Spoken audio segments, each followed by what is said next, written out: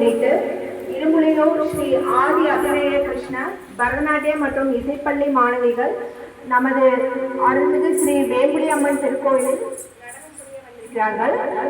முதலாவது முருகப்பெருமானின் அருளை வேண்டி சிங்கார முருகா என்ற பாடலை பிருந்தாவன சாரங்கராகம் ஆதிதாளம் அமைப்பில் இனிய அபிநயத்துடன் அரங்கேற்ற உள்ளனர். நமக்காக தீபஸ்ரீ, தேஜஸ்ரீ அண்ட் ஞானவி.